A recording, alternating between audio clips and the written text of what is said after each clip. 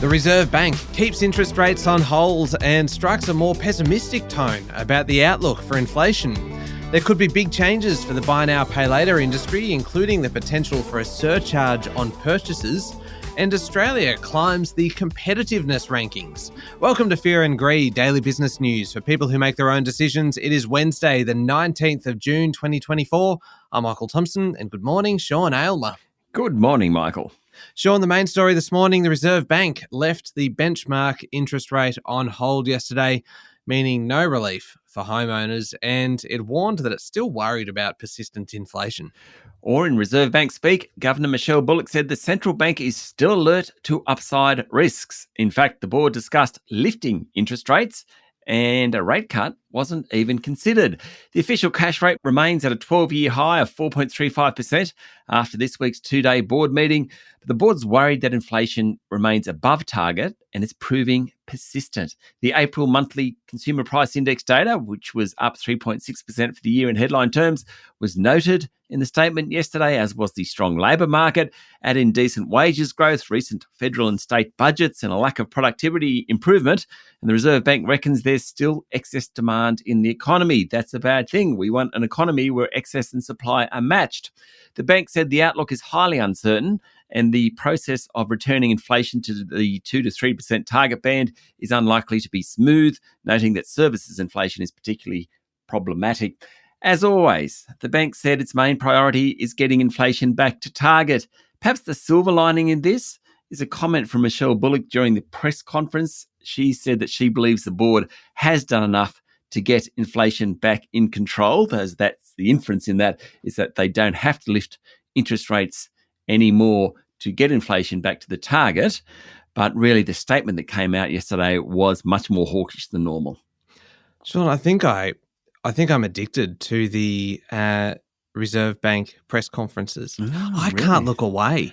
I don't know what it is. It is just she uses such direct language and explains things so simply, and answers questions so directly. My favorite one yesterday was the journalist who asked about, and we talk about the significance of language, don't we? Particularly in the Reserve Bank, say the statements and the minutes and everything, and how everyone kind of really analyzes the language used by the Reserve Bank. And someone asked her about that yesterday, and said in particular about the use of the word vigilance. And said that the European Central Bank had used the word vigilance, and that was actually kind of seen almost as a code word now for the potential for interest rate hikes. And the journalist said, now that you actually have somebody from the ECB kind of working within the Reserve Bank, does that mean also that vigilance here means the potential for interest rate hikes? And she just laughed and said, no, that's not what that means.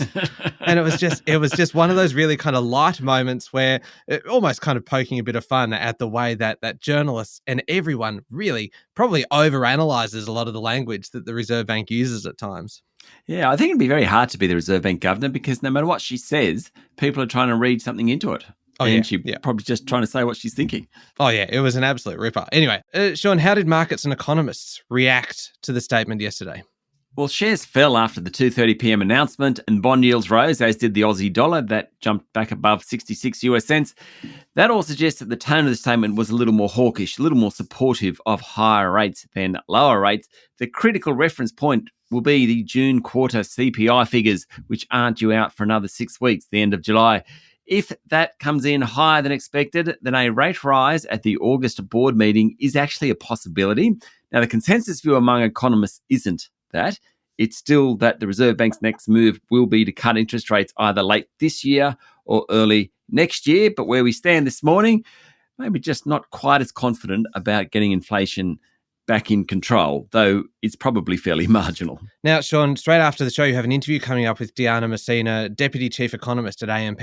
Sure do. We ask her what she makes of yesterday's Reserve Bank statement and also just how the economy is travelling. They've got fairly definite views on what's going to happen to interest rates, so definitely well worth listening to my chat with Diana. Yeah, certainly is. All right, taking a broader look now at local markets. What happened yesterday? Well, it's actually a really good day. The S&P ASX 200 closed the day up 1% to 7,778 points, notwithstanding that slight hiccup after the Reserve Bank rates announcement. Utilities led the way, followed by financials and industrials, and it was one of the best sessions in more than a month. Commonwealth Bank hit another all-time high, closing at $127.98, up 2% on the day.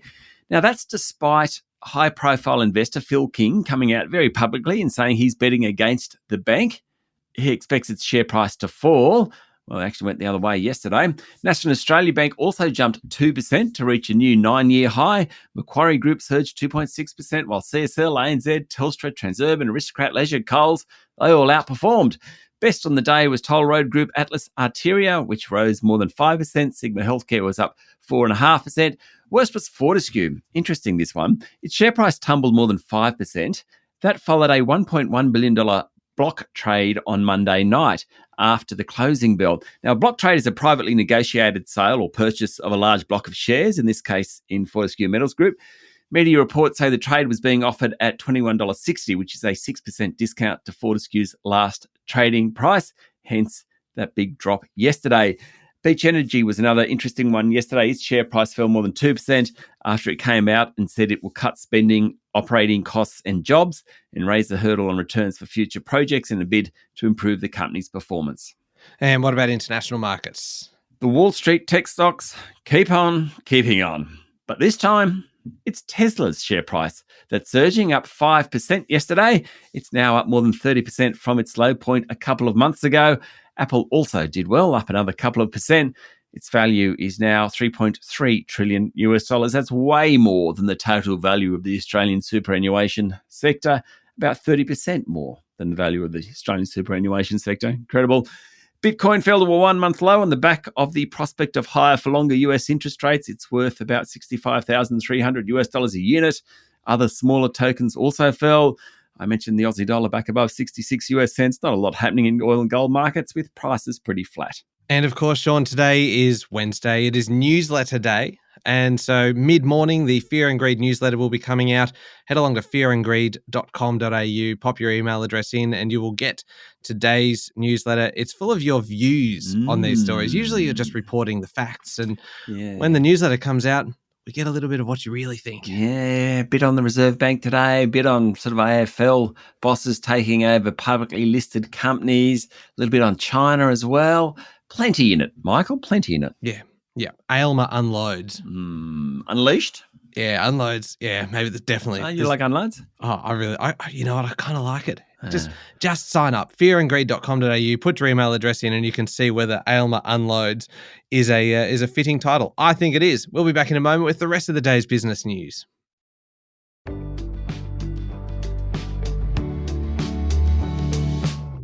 Sean, the federal government has lodged a protest with the Chinese embassy after members of Premier Li Cheng's delegation attempted to block journalist Cheng Lei from view at a press conference on Monday.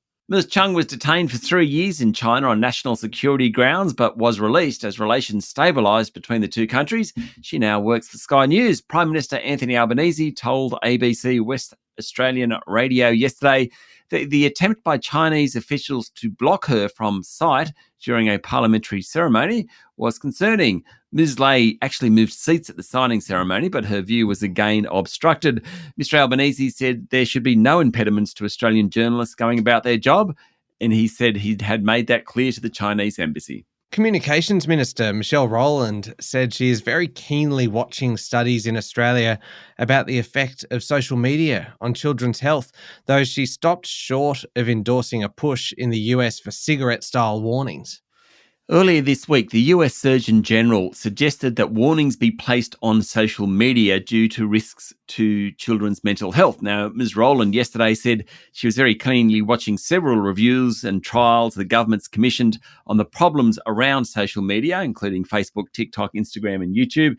She also mentioned a trial of an age threshold that would lift legal use of social media apps from 13 to 16. Ms. Rowland said Australia was ahead on regulation and delivered education programs in schools to warn about the dangers of social media. Of It comes a week after both sides of politics endorsed the concept of lifting the legal age for accessing social media from 13 to 16 years. Now, Sean, I mentioned this next one at the top of the show. There could be major changes coming to the buy now, pay later sector, including retailers adding on a surcharge for the service after the Reserve Bank said it will launch a review of payments regulation. One of the selling points of buy now, pay later is that there is no surcharge like there is on a credit card, but the Reserve Bank's inquiry will consider forcing buy now, pay later operators to allow retailers to pass the cost of services through to customers. That doesn't happen. It happens in the card industry, but a retailer who is accepting a buy now, pay later product can't pass on the cost of that to the customer. It may well find its way into the total cost of a good, but you can't do it as a specific charge. If it's allowed, it might mean a small percentage charge when you actually do a buy now, pay later transaction, which takes away some of the advantage of that type of transaction. The Reserve Bank said it will launch a review once the federal government passes the bill to provide it with stronger powers over digital wallets such as Apple Pay and buy now, pay later operators. A senior official yesterday said that the buy now, pay later sector continues to grow. It's worth about $20 billion each year, but the average fee charged to retailers for a buy now, pay later service is about 3.4% the cost of goods. That compares to about 0.4% for debit cards, 0.8% for credit cards. This all comes as Apple scraps its own buy now, pay later service just a year after launch. Instead, Apple will use third-party providers. Remember, last week, ANZ became the first Australian bank to do a deal with Apple to offer buy now, pay later options directly via the iPhone.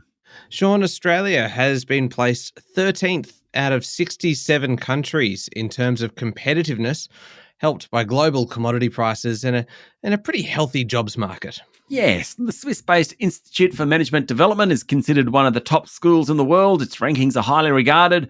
Australia's ranking this year is its best since 2011, helped along by business and government investment, population growth, and a reasonable budget position.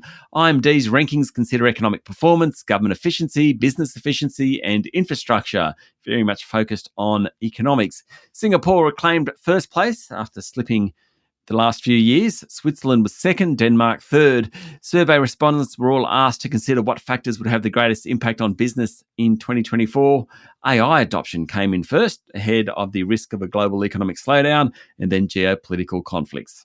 Sean, yesterday we heard about the pollies getting a pay rise. Now it's the public servants, with the head of the Department of Prime Minister and Cabinet becoming the first federal bureaucrat to earn more than $1 million a year.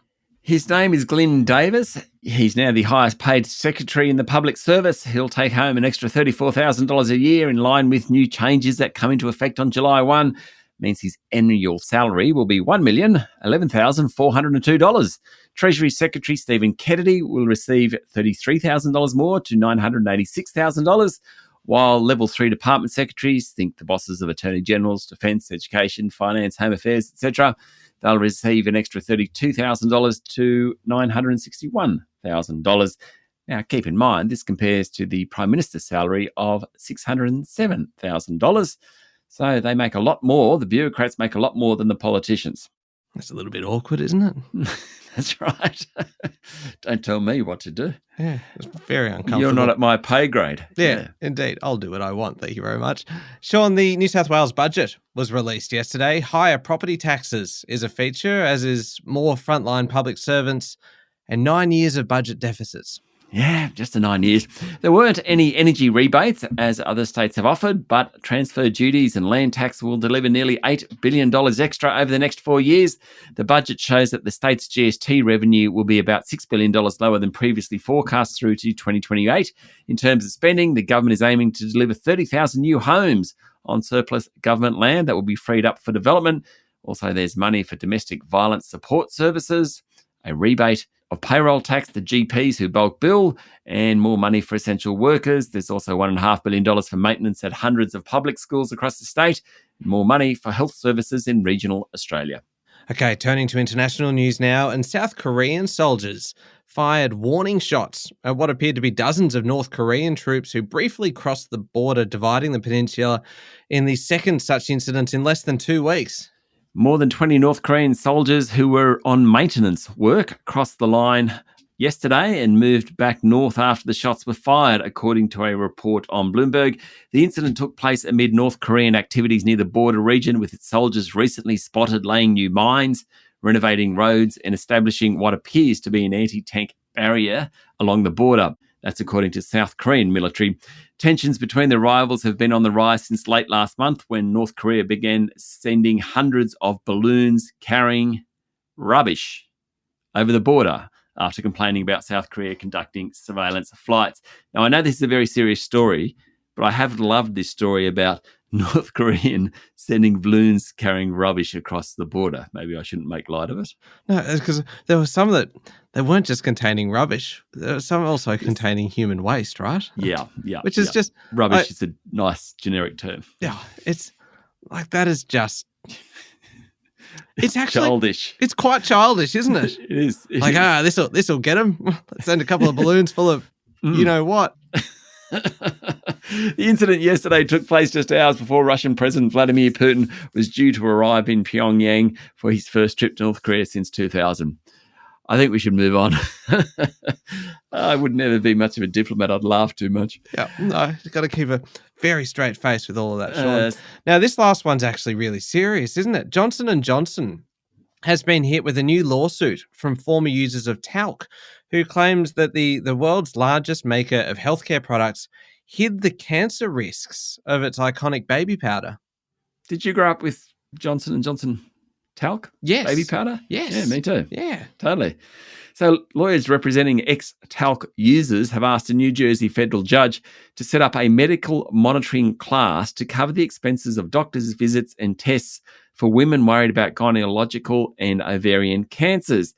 Johnson & Johnson officials have dismissed the proposed class action as a meritless complaint. This is part of a much bigger campaign. Johnson & Johnson now faces more than 61,000 lawsuits blaming talc used in baby powder and similar products for different types of cancers. Many of those cases have been consolidated before the judge in New Jersey who's overseeing the proposed medical monitoring class action case. J&J maintains its talc-based products don't cause cancer, and it's marketed its baby powder appropriately for more than a century, but it's also asked the thousands of people suing it to vote for a settlement that would resolve all litigation for about $11 billion US. That's about $2 billion more than the company offered last year. You know, this is an ongoing massive dispute around talcum powder. All right, up next, Sean, is the Fear and Greed Daily interview. You're speaking today with Diana Messina, Deputy Chief Economist at AMP.